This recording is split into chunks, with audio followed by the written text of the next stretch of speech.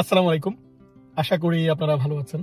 আমার দেশের বাইরের দর্শক যে যেখান থেকেই এই ভিডিও দেখছেন, আপনাদের সবার প্রতি আমার ভালোবাসা, কৃতজ্ঞতা এবং আমার চ্যানেলকে যারা ভালোবেসে সাবস্ক্রাইব করেছেন, যারা পরিবারের সদস্য হয়েছেন, তাদের প্রতি আমার বিশেষভাবে কৃতজ্ঞতা প্রকাশ করছি।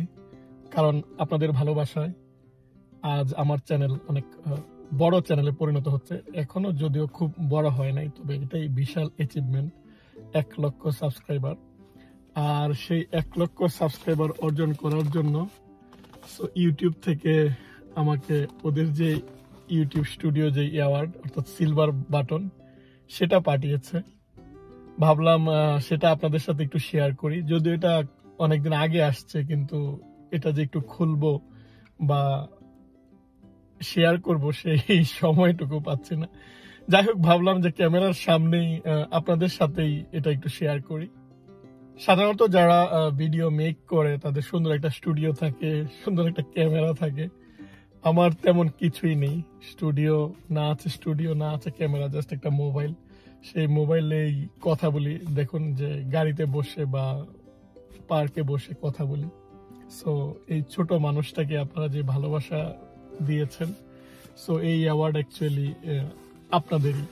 সো আমি এটা আপনাদের সামনে একটু খুলতে চেয়েছিলাম, কিন্তু সেটা সুন্দর করে বা আয়োজন করে যে খুলবো সেটা ইচ্ছে ছিল, কিন্তু দেখা যায় যে এরকম যদি বসে থাকি তাহলে এটা এই বক্সের মধ্যেই থাকবে, এটা খোলা হবে না। যে ভাবলাম না, আয়োজন করার প্রয়োজন নেই, জিনিসটা আপনাদের সামনে একটু দেখি।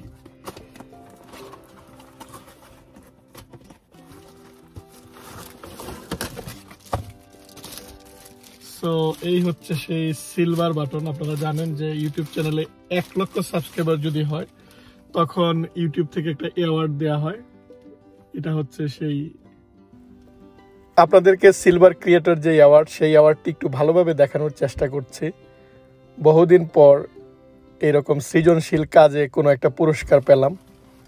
পড়ালেখায় অনেক পুরস্কার পেয়েছি, কিন্তু সৃজনশীল কাজে মনে হয় এটাই প্রথম। যদিও এর রিয়েল দাবিদার হচ্ছে আমার স্ত্রী, কারণ সেই সুন্দরভাবে ভিডিও মেক করে এবং আপনারা শুধু আমার ভয়েসটা শুনেন। এজন্যই কবি নজরুল বলে গিয়েছেন যে কোনো কালে একা হয় না কো জয়ী, পুরুষের তরবারি প্রেরণা দিয়াছে, শক্তি দিয়াছে বিজয় লক্ষ্মী নারী। ওরা একটা সুন্দর চিঠি দিয়েছে, সেই চিঠিটা আমি আপনাদের সামনে একটু পড়ছি। Do you remember your first subscriber? সত্যি আমার মনে নেই। ওরা জিজ্ঞাসা করছে যে আমার যে প্রথম যে সাবস্ক্রাইবার, আমার চ্যানেলের প্রথম যে সাবস্ক্রাইব করেছিল তার নাম বা তাকে মনে আছে কিনা। তারপর হচ্ছে ইউর 100 অর্থাৎ 100তম যে subscriber, or your 1000 subscriber.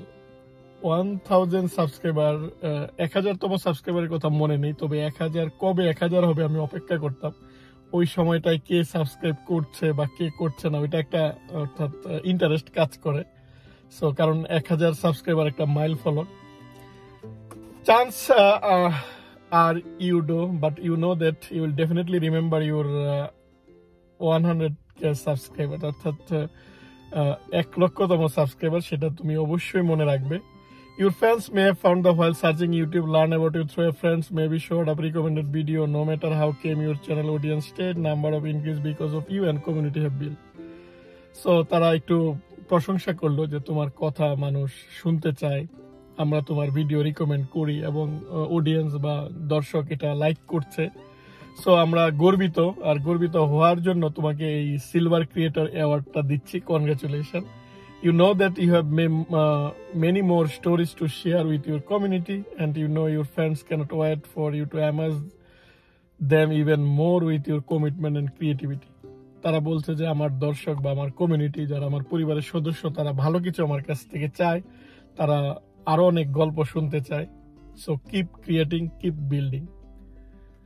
So আমিও চেষ্টা করছি, কারণ এখন মনে হচ্ছে যে অনেক বড় রেসপন্সিবিলিটি এবং এমন কিছু কথা বলা প্রয়োজন যেটা আপনাদের কেরিয়ারের জন্য বা আপনাদের সন্তানদের কেরিয়ারের জন্য। সো কেরিয়ার কেন্দ্রিক কথা আমি এখন বেশি বলার চেষ্টা করব। আর সেই সাথে আমেরিকান নানা কিছু, সেটা তো অবশ্যই থাকবেই।